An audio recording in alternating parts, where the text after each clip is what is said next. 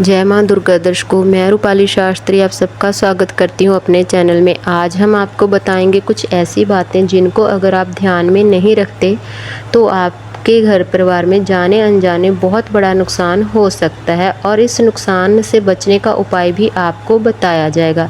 क्योंकि कभी कभार हम लोगों से जाने अनजाने यह गलतियां हो ही जाती हैं जिनकी वजह से हमें बहुत बुरे वक्त से गुजरना पड़ता है या फिर हमें आए दिन नई मुसीबतों का सामना करना पड़ता है। दान पुण्य करना हमारे शास्त्रों में सबसे बड़ा पुण्य का कार्य बताया गया है और दान पुण्य करने से बड़ी कोई सेवा नहीं है।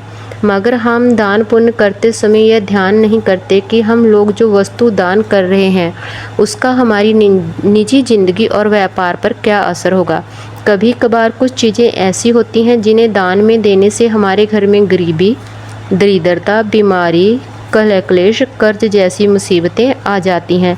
जाने अनजाने हम उन वस्तुओं का दान कर देते हैं जिनका हमें पुण्य फल मिलने की वजह से हमारा नुकसान होना शुरू हो जाता है।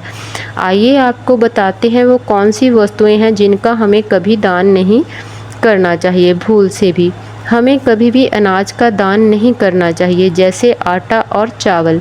इसके दान से घर में सुख समृद्धि समाप्त होने लगती है।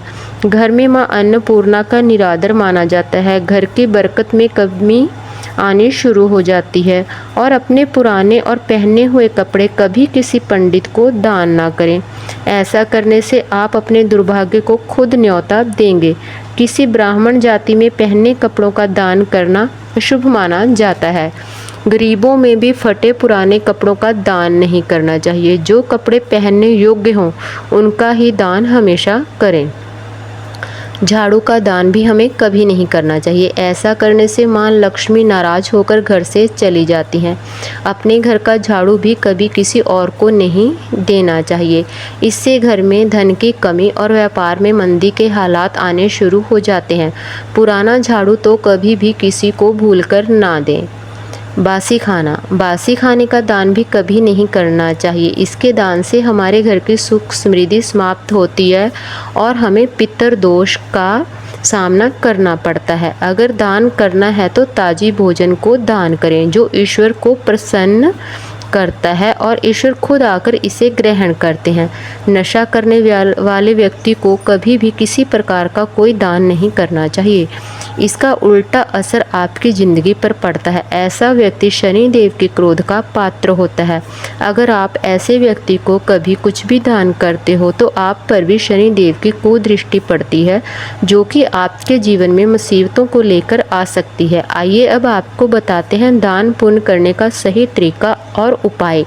इस उपाय को करने से अगर आप कुछ भी दान करते हैं तो उसका आपको पुण्य फल ही मिलेगा। आप जब भी कुछ अनाज या खाने का दान करो या फिर किसी भी वस्तु का दान करो तो आप अपने हाथों को अच्छे से साफ कर लें और उस वस्तु को हाथ में उठाकर 3 बार अपने मन में ही यह मंत्र बोलकर ही हमेशा आपको दान करना होगा।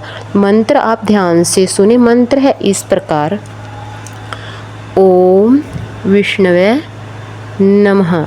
बस यही है छोटा सा मंत्र और उपाय। अगर आप इसका ध्यान रखेंगे तो आपके जीवन में कभी कोई समस्या उत्पन्न नहीं होगी। आपको हमारी जानकारी कैसी लगी हमें कमेंट कर ज़रूर बताएं। जिन लोगों ने अभी तक हमारा चैनल सब्सक्राइब नहीं किया कृपया वो चैनल को सब्सक्राइब कर लें, लाइक कर लें, कमेंट कर लें और शेयर कर लें। जय मां दुर्गा।